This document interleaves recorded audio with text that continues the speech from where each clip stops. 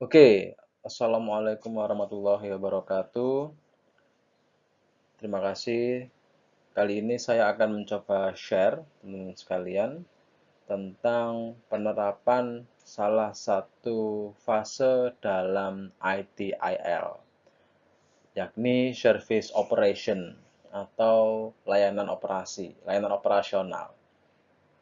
Service Operation ini merupakan fase keempat dari siklus ITIL, di mana dia berada setelah Service Transition dan juga sebelum CSI atau Continual Service Improvement. Di dalam Service Operation sendiri secara umum dia mengatur bagaimana operasionalisasi dari sebuah layanan IT. Kalau kita kembalikan ke analogi membangun rumah, Service Operation ini adalah rumah sudah jadi, sudah siap ditempati, sudah kita tempati malahan, dan kita mengatur bagaimana orang di dalam rumah tersebut hariannya seperti apa. Kapan menyapu, kapan jadwal mengganti gas LPG misalnya, kapan mengganti galon, kapan dibersihkan, dan seterusnya. Bagaimana operasional sehari-hari di rumah tersebut. Begitu. Nah, secara umum ada 5 proses dan ada 4 subfungsi yang ada di service operation. Saya hanya akan bahas ini sebagai contoh saja bagaimana penerapannya ya. Penerapan yang kebanyakan dilakukan di organisasi, di perusahaan, atau bahkan di lembaga pemerintahan. 5 proses yang ada di service operation ini itu adalah pertama event management atau manajemen event, kemudian incident management, lalu request fulfillment atau pemenuhan request, pemenuhan kebutuhan, lalu ada problem management, dan juga ada access management. Nah, dari kelima ini, itu ATAL, terutama di service operation, dia memberikan masukan atau rekomendasi bisa menggunakan 4 fungsi ini di dalam struktur organisasi yang mau kita terapkan. Jadi saran dari ATAL itu untuk mengelola keseluruhan layanan operasional itu perusahaan atau organisasi bisa memiliki service desk, lalu juga bisa memiliki application management, technical management, dan terakhir ada IT operation management. Masing-masing ini bisa dipetakan sebenarnya. Kalau kita, menurut pengalaman saya nih ya, dan juga menurut pengalaman ketika saya membaca beberapa referensi dan juga beberapa contoh, itu biasanya untuk event manajemennya dia akan dihandle oleh subfungsi IT Operation Management.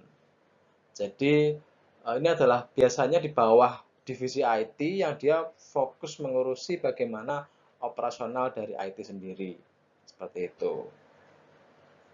Atau bahkan juga beberapa perusahaan atau organisasi itu mereka memberikan gambaran bahwa dia punya service desk. Di dalam service desk ini, dia terdiri dari 3 ini. 1, 2, dan 3. Seperti itu. Kadang-kadang penerapannya seperti itu. Gitu ya gambarannya. Nah, kemudian untuk incident management atau pengelolaan manajemen insiden itu dia akan sepenuhnya dihandle oleh service desk, karena misalkan ada isu terkait dengan jaringan atau ada isu terkait dengan apa namanya data yang tidak bisa diakses misalnya, atau ada masalah terkait dengan sistem itu sendiri misalnya. First line untuk dikontak adalah service desk biasanya. Nah, nanti service desk itu tergantung ketika tidak bisa langsung dihandle oleh service desk akan meneruskan ke bagian tertentu di dalam IT tersebut yang memang fokus di sana. Misalkan, oh ini ternyata terkait dengan application, maka dia akan diarahkan ke application management. Oh ternyata ini terkait dengan technical itu terkait dengan hardware, kemudian lebih ke jaringan dan sebagainya, akan diarahkan ke technical management. Jadi nanti yang mengatur adalah service desk ini sebagai frontlinernya tadi. Kemudian untuk request fulfillment, kebanyakan penerapan dari request fulfillment ini adalah penambahan fitur ataupun penambahan fungsi baru dalam sebuah sistem atau sebuah layanan IT. Misalnya dalam website kita mau menambahkan halaman baru, kita mau menambahkan form baru misalnya. Karena terkait dengan sistem atau softwarenya, itu kita akan biasanya langsung dihandle oleh application management. Kemudian problem management ini, problem management merupakan tingkatan selanjutnya dari incident management. Dia adalah kumpulan insiden yang belum bisa tersolve atau belum bisa diselesaikan, lalu dia menjadi sebuah masalah. Sebelum kita menginjak bagaimana problem management ini diterapkan ya, karena dia bisa langsung ke technical kalau bersifat teknis, atau dia juga bisa dihandle oleh service desk sebagai follow up dari insiden tadi yang belum tersolve.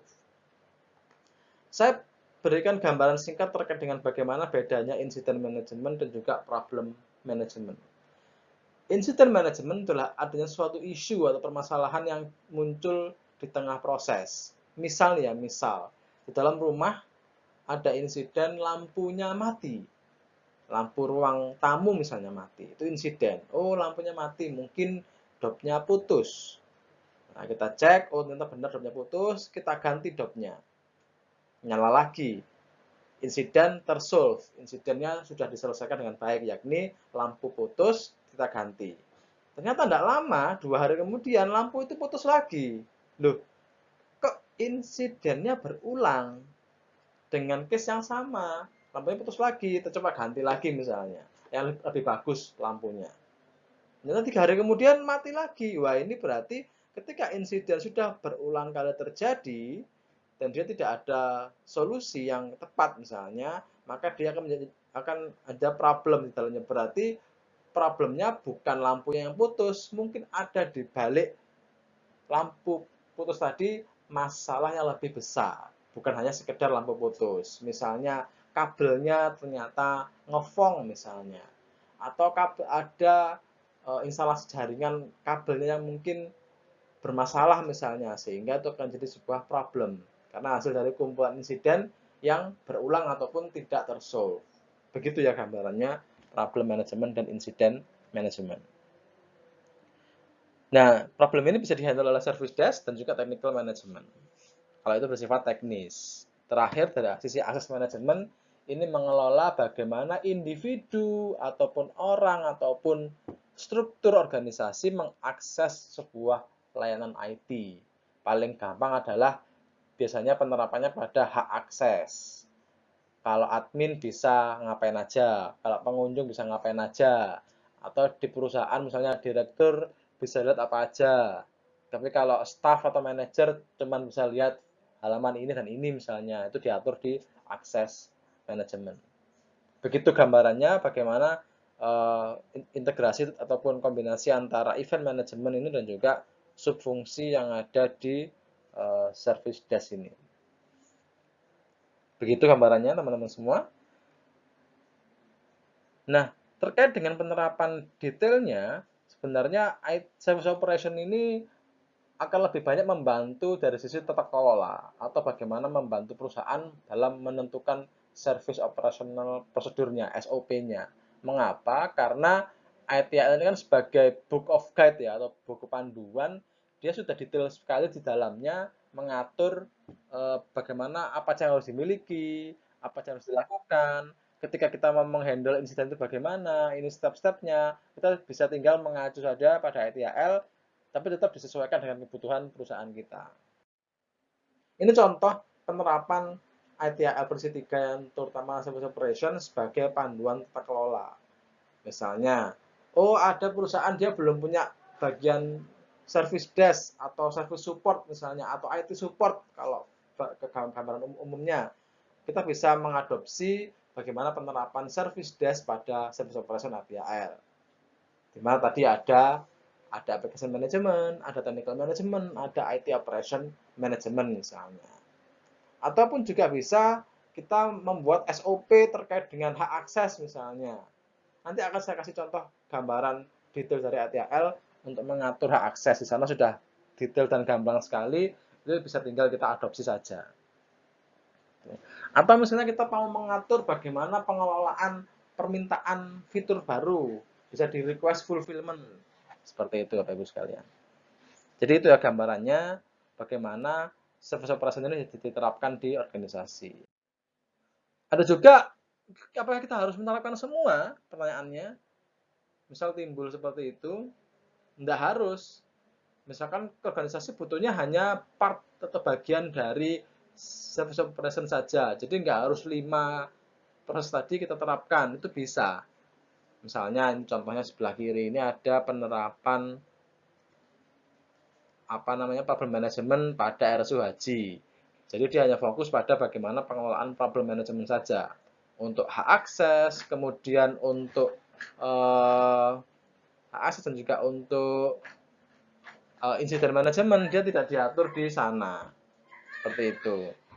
Lalu juga bisa diterapkan sebagai SOP lagi, bahkan dia lebih detail untuk perpustakaan misalnya di sini.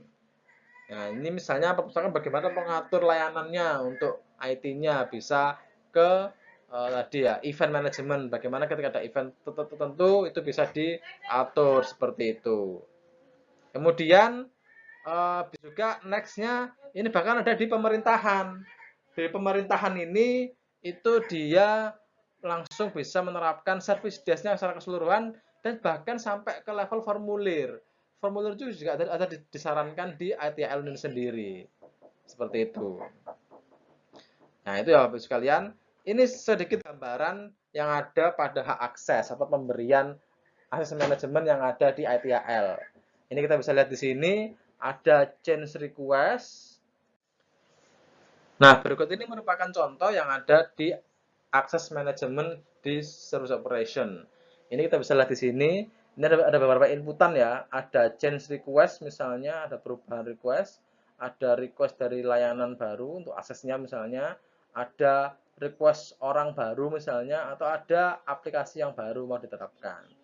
Nah, service desk ataupun bagian yang mengurusi hak akses itu dia akan menerima request tersebut, kemudian diverifikasi.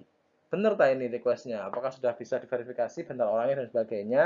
Itu dia verifikasi ini dia akan nanti terkoneksi dengan security management information system atau dia mengecek ke database. Ya. Ini ada juga di security management ini ada di bagian IT security management. Nah, ini terpisah ya, bukan ada di service operasional. Kemudian kita sudah diverifikasi, kita cek lagi apakah usernya valid. Nah, ini dia. Ini ya, apakah usernya valid? Oh, benar usernya ada. Oke, lanjut ya. Apakah requestnya valid? Bisa dilaksanakan? Bisa ya. Apakah dia benar-benar terkait dengan akses? Apakah request akses ataupun dia merubah aksesnya apa dihilangkan atau bahkan untuk cuman cek satu saja. Nah, misalnya. Kalau emang dia request akses, berarti kita kasih provide rights di sini. Kita kasih aksesnya, kemudian kita masuk ke log dan sistem aksesnya, kemudian kita selesaikan. Selesai. Atau dia dirubah aksesnya, di remove. Ini dia akan kalau di remove berarti dia akan di restrict aksesnya, dibatasi ataupun bahkan dihilangkan sama sekali. Kemudian kita masukkan ke log sistem, lalu selesai. Ini terakhir sebelum selesai pun bahkan ada saran dari ATL itu dicek lagi apakah timbul insiden setelah itu dikasih aksesnya. Ketika timbul insiden akan masuk ke fase atau proses insiden manajemen lagi. Dia bisa masuk ke penanganan yang lebih serius karena ini berarti ada insiden, nggak hanya cuma pemberian akses saja. Tapi kalau nggak ada bisa langsung diselesaikan. Berikut ini contoh ya, contoh penerapan dari hak akses atau manajemen akses yang ada di service operation. Jadi ITIL sudah memberikan gambaran secara gamblang seperti ini. Kita bisa atur, tahu sedikit-sedikit, tapi secara umum ketika kita memang ingin menerapkan sesuai ITIL, ini adalah panduan dari ITIL sendiri. Begitu, teman-teman sekalian. Contohnya, ini saya hanya kasih contoh untuk akses saja. Sebenarnya di event management juga ada, bahkan di incident management juga ada, misalnya ada request, insiden, ada kemudian pembuatan tiket dan sebagainya. Itu ada diatur di sana juga. Monggo bisa dicek lagi di e-book yang sudah saya share di Google Classroom. Sekian dari saya, ini contoh dari penerapan ITIL Service Operation di organisasi atau perusahaan. Semoga bisa membantu, sukses untuk materi selanjutnya. Wassalamualaikum warahmatullahi wabarakatuh.